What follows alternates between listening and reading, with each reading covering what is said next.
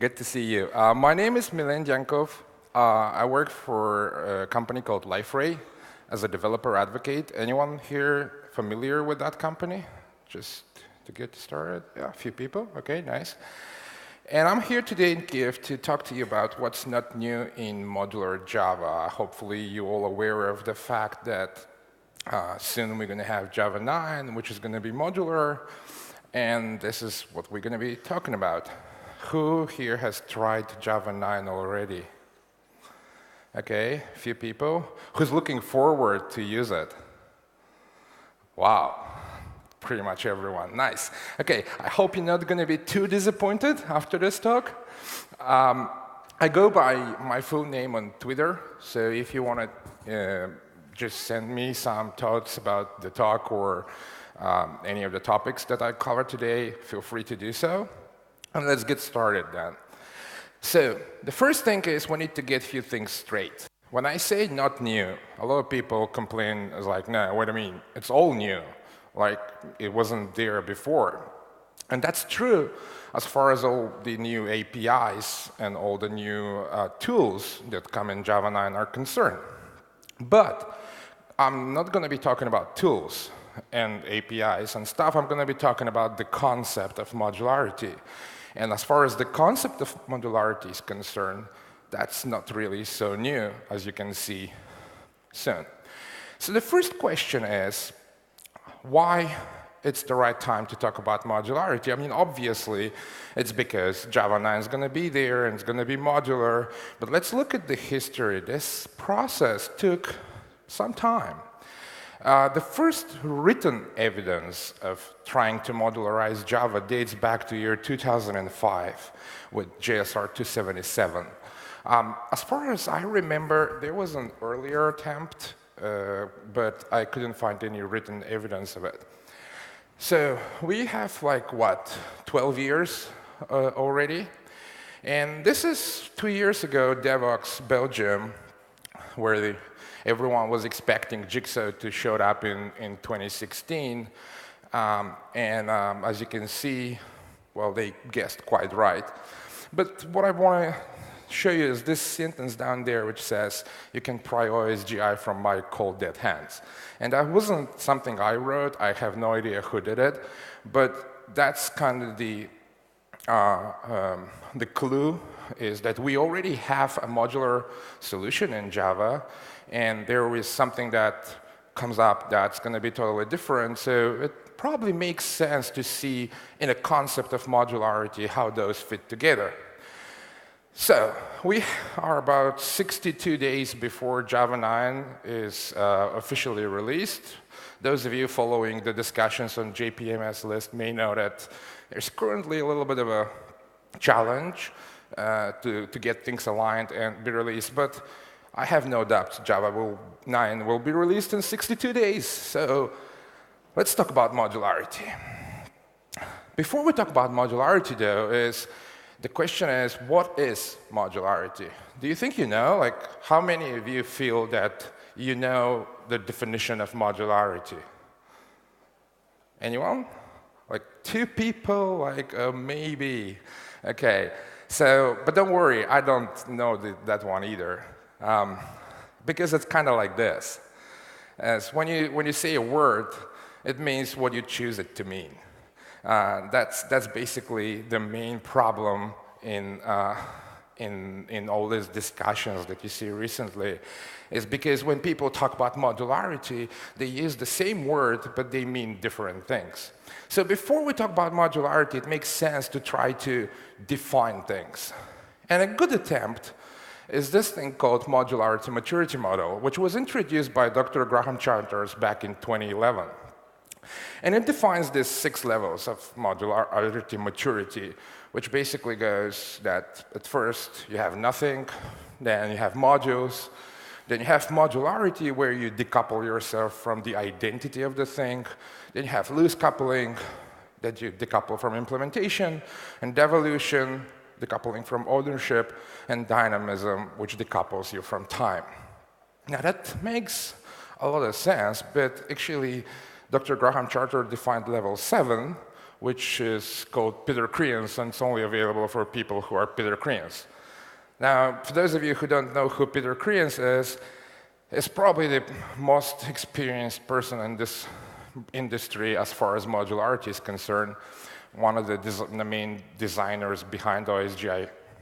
So in this book, Java Application Architecture, which wasn't written by Peter Kriens, but Peter Kriens wrote the foreword for the book, he addressed that modularity maturity model and said, well, if I were to define it, I would probably go with like this 5 levels, unmanaged, managed, proper isolation, minimized coupling, and service-oriented architecture.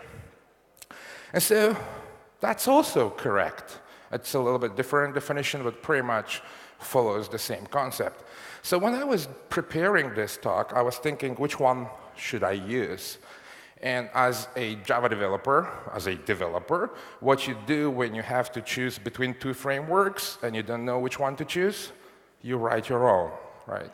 Okay, so that's my modularity maturity model. It's called buzzword compliant modularity maturity model, because apparently this is how we build software these days. We go to software conferences, we hear about the new cool thing, and we go home and we start implementing it, right? It doesn't matter if it makes sense for our business use case or not. It's the new buzzword, everyone's doing it, so we need to do it, okay? So the buzzword modularity maturity model goes like monolith, composite, containers, discovery, and microservices, all buzzwords, okay? So let's see how that actually maps to things. So at level 1, you're basically unaware of dependencies. You throw everything together, package it together as a one big whole thing, and that's the monolith, the bad guy. No one here does monoliths anymore, I hope, right? It's forbidden now, okay? So then you have the composite level, where you start becoming aware of infrastructural dependencies. So you know this thing depends on that other thing, and you kind of express that someplace. Then you move one step further, and the further you go, the more abstract things get. So at level 3, you realize it's not actually the artifact, but it's the components that you depend on. So you start doing functional dependencies. It's not dependencies between artifacts, but dependencies between components. Okay. At level 4 is where most of you never go until now. Is when you start thinking about, oh, wait a minute, it's not really the components. It's actually the functionality of the components. It's not exactly the component that I need, but what the component gives me is that I need. So you start switching from functional dependencies to functional requirements. So it's not about the component, but about what the component can do. And then, at level 5, you reach the point where you realize that your requirements change. And as you may think of your requirements today, that's not necessarily mean it's exactly the same how they will be tomorrow. So you start adopting your application to changing requirements. So let's see how we solve this in Java today. Okay, level 1 is easy, that's Java, right? Throw everything together. On the composite level, we have this friendly tool called Maven that does the job for us, right? So we just declare our dependency. This artifact depends on that other artifact, and it depends on other artifact. And this guy is going to resolve everything for us and make it, work together some magical way. When we go on level 3, we dig inside those artifacts and start using things like CDI or Spring or, I don't know, whatever comes in Java EE or the next cool framework that's going to come tomorrow. So you start dealing with, OK, my component needs this other component. It doesn't really matter which jar it comes from, as long as the component is there. Okay? So you're dealing with dependencies between components rather than dependencies between artifacts. But you still need the level 2, because someone still needs to bring those artifacts together, so you kind of use both together. Okay, anyone willing to take a guess what in Java today gives you level 4? Anyone? I'm not surprised, because there is nothing, really. I mean, nothing that I'm aware of. The only thing that actually brings you all the way down, up to level 5 currently in Java, it's OSGI.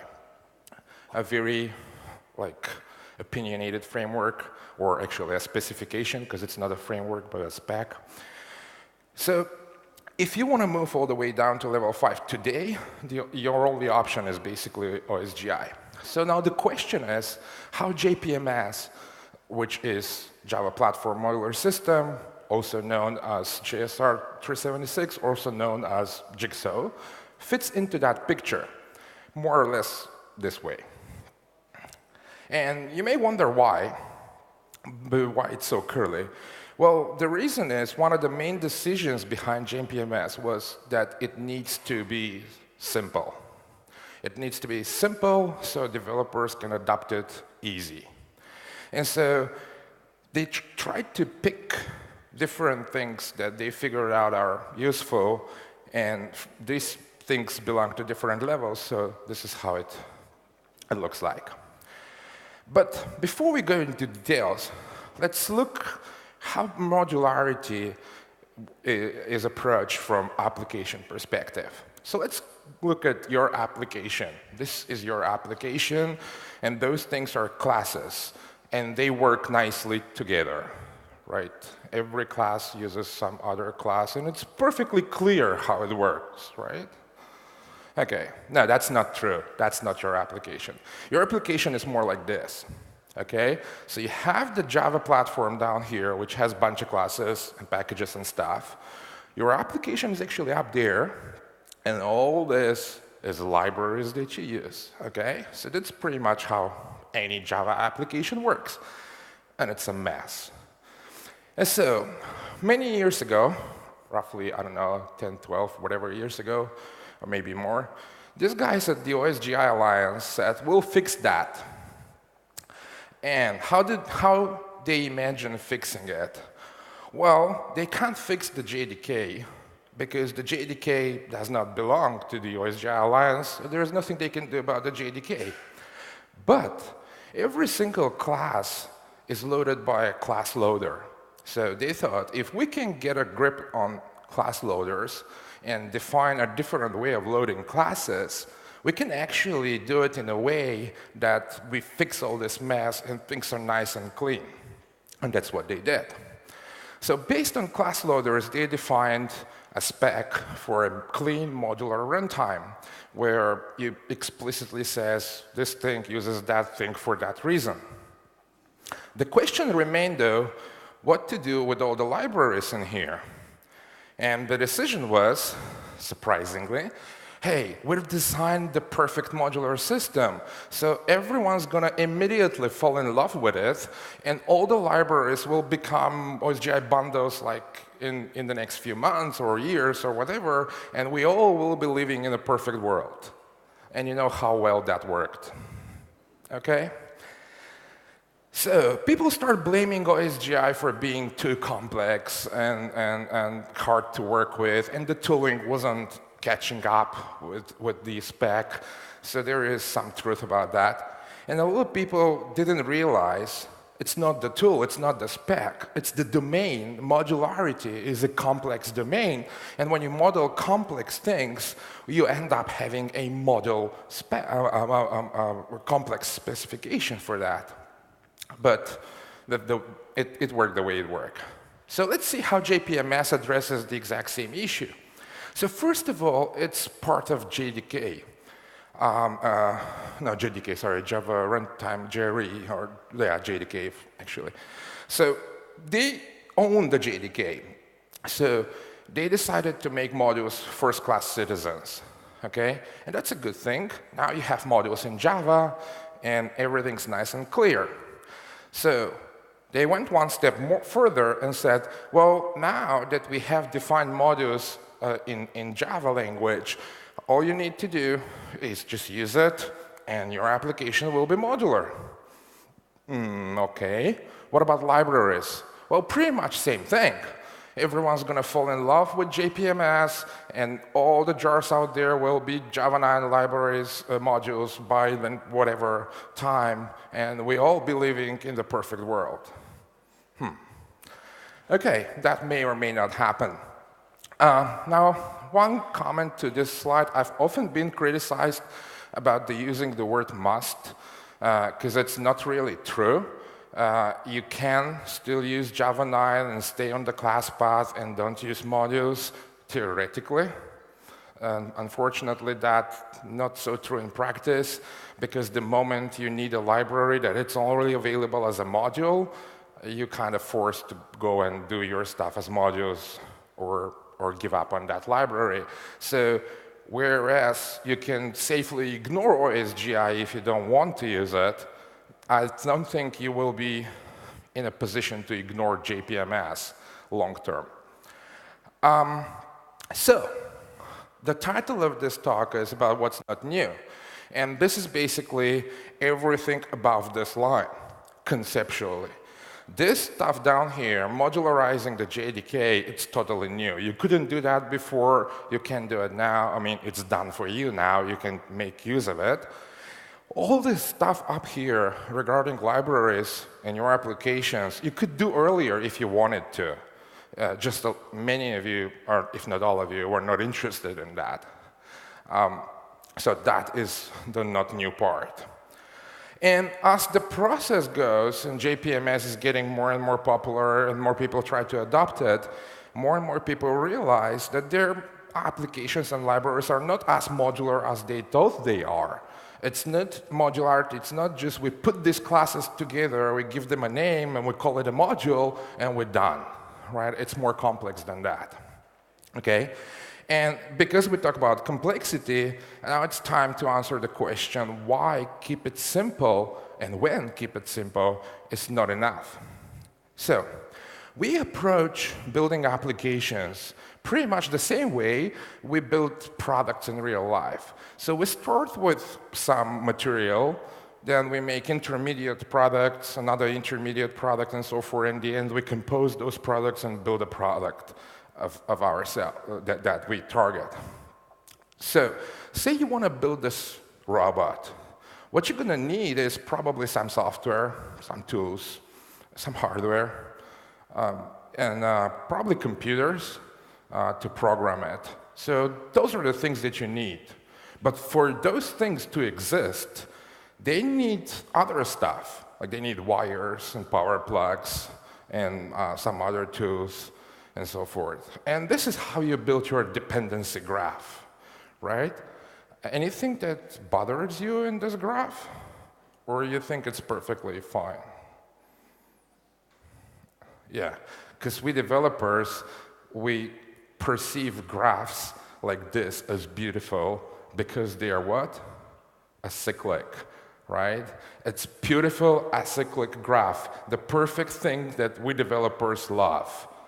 But think about it. In reality, I bet the guys who are producing these tools, they use computers and probably some software and probably some cables, and those guys there too. So if you want to model a real-world scenario, what you would do is you would draw an arrow going pretty much all the way between every single node. That is your actual dependency graph, which you happily ignore because this makes more sense for you, because you're a software developer, and in software we know acyclic graphs are better, and simple is better, okay? So to generalize on that point, we have entities that produce something, they offer you something, and then other entity uses this and then offers something else, and so forth. In software, you have artifacts which export something, and then other artifacts import that thing, and so forth, and at the end you build an application. So with that concept in mind, let's try to map the two existing solutions and attach them to different levels. So on level 2, where you want to decouple yourself from the artifact, you have OSGI and JPMS. In OSGI, you declare your dependency, your artifact ID, your module ID in manifest.mf file. And in JPMS, you use this thing called module info. And so from that point on, you don't really care what's the jar. All you care about is what's your module. So you decoupled from artifact by using an identity. At level 3, you want to now decouple yourself from that identity and actually start dealing with functional dependencies. Okay? So in OSGI, you can declare your exports again in manifest MF file and say, this is what my module exports. And in JPMS, you do the exact same thing with the module info file. So it's pretty much the same. Now, not really on the other side. When you want to say what you actually use, because they can export a lot of things, but you may be only interested in a few of those things. So back in the old days in OSGI, there was this thing called require bundle. So basically, you would say, my module depends on that other module. Okay? And this is deprecated, and no one uses this these days because it causes a lot of problems. What you have in OSGI these days is import package. So you basically say, those are the things I need. I don't care where they come from. Nevertheless, JPMS decided to go with the equivalent of require bundle and provides you only with requires other module. So now you wire two modules together. And you may think, okay, that's pretty much the same. Why do I care? Okay? Now, it's very easy to explain, and actually a perfect article, which I recommend you, by Neil Bartlett and Kai Hegbert, explains this in details. So let's say you have a module A and module B. And in the first case scenario, module A has two packages and B has two packages, and those packages depends on another packages. But in JPMS scenario, you basically say that module B depends on module A. And that's, at that moment, it's pretty much the same. Now, later on, your package A grows so big that you want to split it into two packages, into two modules. Okay? So now you split your module A into A and A prime, and you move one package to another module.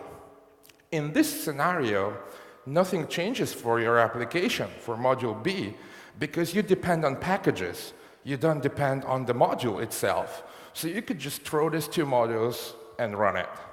But if you depend on module, the only information that you have is you need module A. But now module A has different content. So you don't know whether you now depend on module A or A prime or both, or none.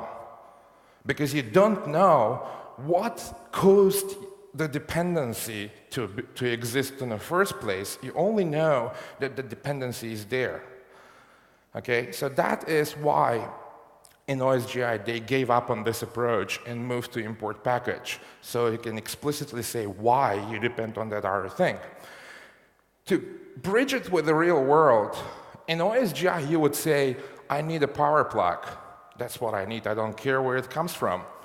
Whereas in JPMS world, you're basically saying, I need foo because I know that it offers power plugs.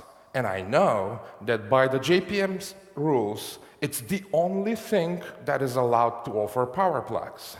And now, the fundamental difference is who knows. In OSGI world, the framework knows. In JPMS world, it's you, the developer, that needs to know and needs to reassemble things every time something changes. Furthermore, what happens when things itself changes? Let's say we have different versions of power plugs. So in OSGI, you could use versioning and say, well, I need a power plug compatible with version 2, but not 3. Whereas in JPMS, there's nothing for the system. It's you, the developer, that needs to know which module is in which artifact and which version and put the right thing on module path. You need to solve that problem. There is no tooling that can solve it for you. Okay? So, furthermore is, what if you export things that you've used from somewhere else? Okay? So say you built a computer and used power plugs to power that computer. In basically, in OSGI world, you would use this uses clause to tell, well, that's what I used, and in case you need it, you make sure it's compatible with this thing. In JPMS world, because of making things simple, they only have this requires public option, which basically says, well, I, as a module, depend on that other module, so now that you depend on me, you transitively depend on that other thing as well. And again, all the information of why is that is lost. No one knows that. You just know that you also need that other dependencies for whatever reason. So that is why you cannot fully decouple from identities. You still need to know the identities. You, the developer, need to do the resolving. And that is why it's not fully compatible with level 3. So level 4 is even more abstract and more complex to explain, because it basically tries to decouple from components and brings in the requirements that you may have. So if you think about, again, you build a computer, and you say it depends on a power plug. But basically it does not, because it's not the power plug that you need. You have a requirement to be plugged to a power source. It's the power that you need. The power plug is merely the tool that you use to get the power. So what if, instead of saying I need a power plug, you could just say, well, I have a requirement to be connected to a power outlet. I don't care how you're going to do that. That's my requirement. And then some other module can say, well, I can do that for you. You don't need to know how, but I can do it. And that's perfectly fine, as long as you have something, which in OSGI is called resolver, that can say, I have requirements, I have capabilities, I know this guy wants something and this guy can do this, so let's connect them together and let them do the work together. That is how you actually shift away from dependencies in general. And unfortunately, none of this is available to you in JPMS. In JPMS, you basically can't do that. Now, it is possible to have external resolvers to build your own, and it's probably likely that such will show up. But it's a hard thing to do because JPMS decided to put the information in module info files, which are compiled. They're not available as a plain text, which makes it even harder for external tools to reason about the modular system without powering up the modular system itself. And so that's why you have very little options as far as level 4 is concerned. And finally, level 5 is when you deal with changing requirements. Now, in OSGI world, you use this thing called service registry. Okay, so basically you have some services and you register them with a service, and then you have some other services that consume those services. And in other words, if you are, and you probably are, into microservices architecture, which is the hottest thing today, that is a microservices architecture inside the JVM.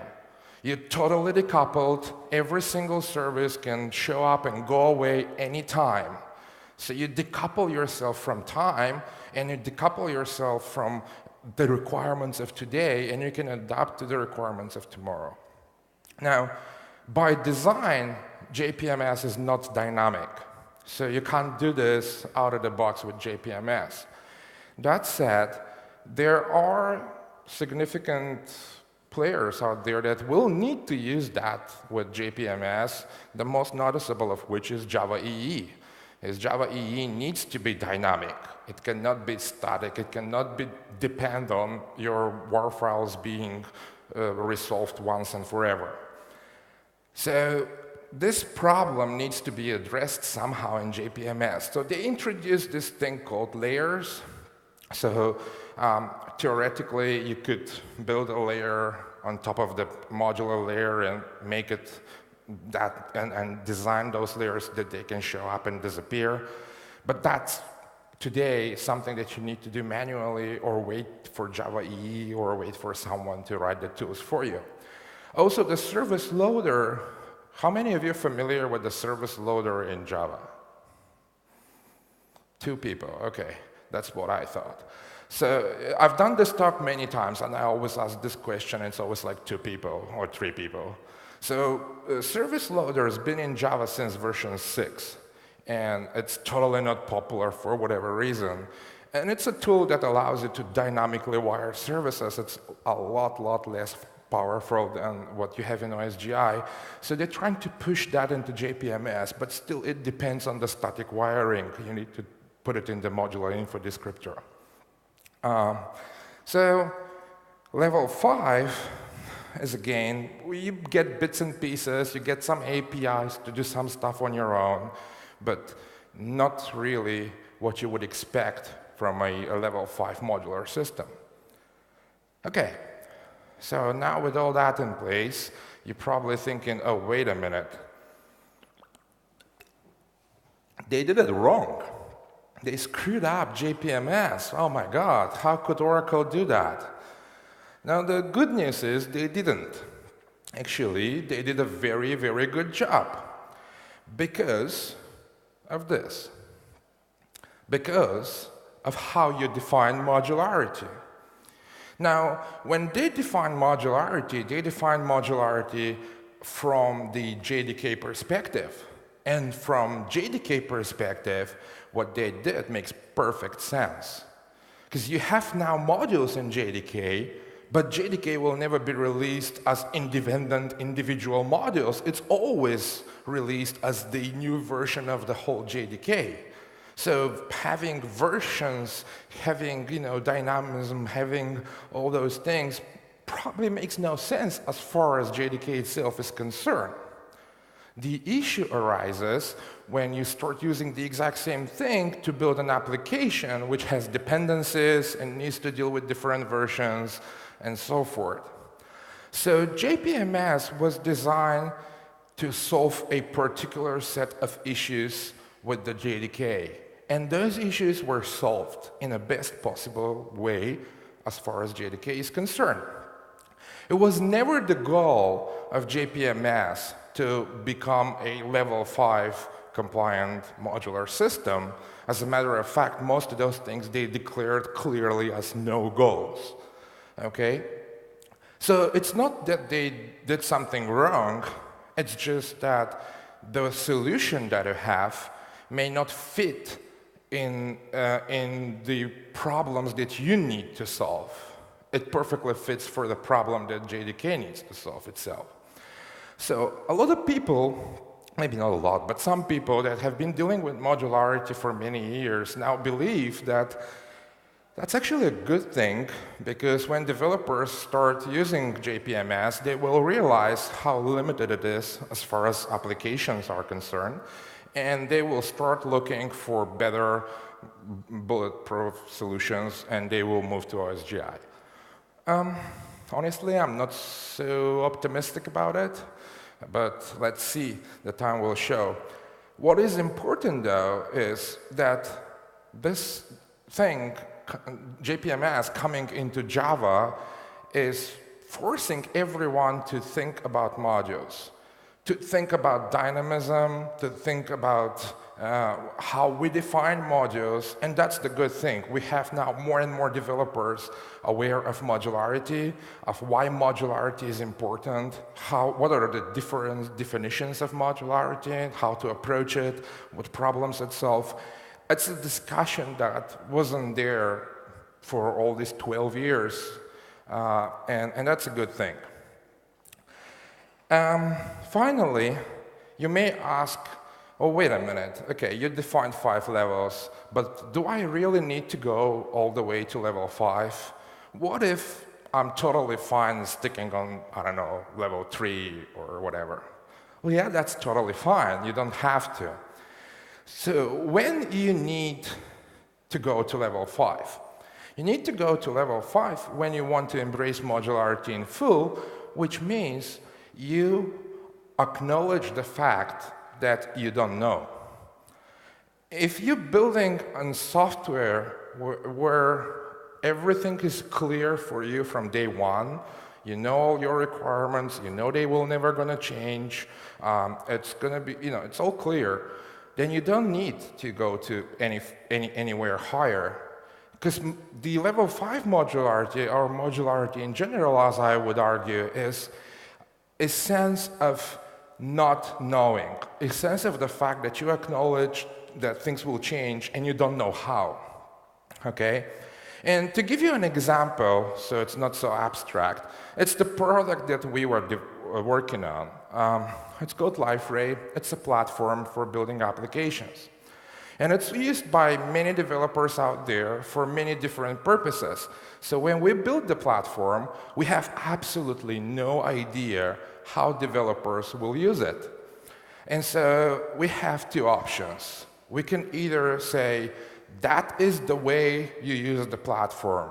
We put some restrictions and constraints and rules around the platform and then teach all the developers out there, okay, that's the platform, that's how you use it, get used to it. Or we can embrace modularity and we can acknowledge the fact that people will want to use it for many different things and design it in a way that is customizable, that is extendable, that fits into whatever the need is of given developer. So we recently modified the previous version. We basically redesigned it to be totally modular. It now has over 100 apps, over 600 modules, and probably close to 3,000 these days microservices, not the microservices that you think about. Those are services inside the JVM, but they have the same characteristics. And this is an example of how you would use RESTful stuff in Liferay. So RESTful services are cool, but what do? Do we enforce an implementation? Do we enforce rules about RESTful services? And what about developers who want to do something else? So up there is an example that says my application requires something that fulfills this thing, it's called OSGI contract. The name of the contract is Java JAX-RS, and it's version 2. So I need that to work. If there is anything in the platform that resolves this, I'm good to go. And then another module is going to say, I provide that capability. Okay? The Java JAX-RS contract with these packages at version 2. And the resolver will wire those things together. So if now this could be whichever implementation of Java JAX-RS, we don't care. As long as it's there and it resolves the contract, developers are free to use it.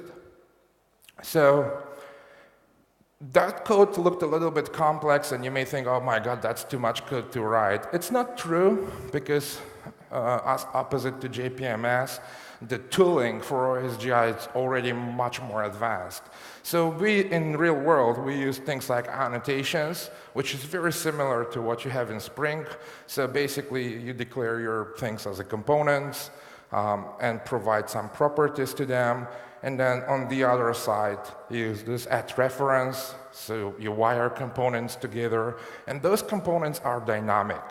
They can show up and disappear, and it's up to you to decide what you want to do when your component is not there anymore or when it comes back again, okay? And it's the freedom given to the developers, given to the users of the platform to decide what works better for them instead of enforcing rules, because we don't know in what real-world scenarios they will use the platform later on. So the sense of modularity is not knowing, as I said, and if you acknowledge that, that forces you to optimize for predictability. And you can't predict everything, obviously. There will be many things that are going to come around and surprise you. But you can predict some things based on your experience. You know that developers will want to use different ways, different things, and so forth. So predicting those becomes the fundamental part of the design. And when you do this, you've achieved what I call application agility. And if you think about it, we talk about agile these days all over the place. And every time we talk about agile, we put it in the context of processes and developers and company structures and whatever, stand-up meetings and so forth. Agile is only about people. We never thought of agile for applications.